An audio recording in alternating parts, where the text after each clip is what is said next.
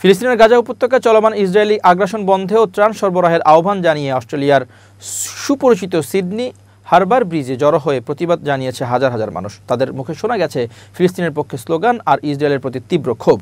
রোববার ৩ আগস্ট কানায় কানায় পরিপূর্ণ ছিল সিডনির ঐতিহাসিক হারবার ব্রিজ। প্রাকৃতিক বাধা এড়িয়ে মিছিলটিতে অংশ নেয় লাখেরও বেশি মানুষ। উপত্যকায় মানবসৃষ্ট দুর্ভিক্ষের বিরুদ্ধে আওয়াজ তোলেন তারা।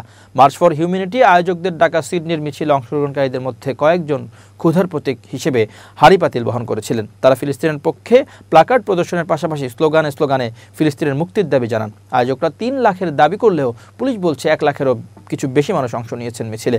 এর মধ্যে উল্লেখযোগ্য ছিলেন উইকিলিক্সের প্রতিষ্ঠাতা জুলিয়ান অ্যাসাঞ্জ, সাবেক অস্ট্রেলিয়ান পররাষ্ট্রমন্ত্রী সহ দেশটির বেশ কয়েকজন সিনেটর। এক পর্যায়ে ফিলিস্তিন স্লোগানে প্রকম্পিত হয় ব্রিজের এক প্রান্ত থেকে অপর পাশ পর্যন্ত। ১ কিলোমিটারেরও বেশি দৈর্ঘ্যের ব্রিজটিতে বন্ধ হয়ে যায় যান চলাচল। মেলবোর্নেও একই সময়ে একই ধরনের প্রতিবাদ মিছিল অনুষ্ঠিত হয়েছে। সেখানে ব্যাপক পুলিশ উপস্থিতি ছিল। উল্লেখ্য, তেল আবিবের বিরুদ্ধে কঠোর নিষেধাজ্ঞা আরোপের আহ্বানও জানান সচেতন বিশ্ব নাগরিকরা।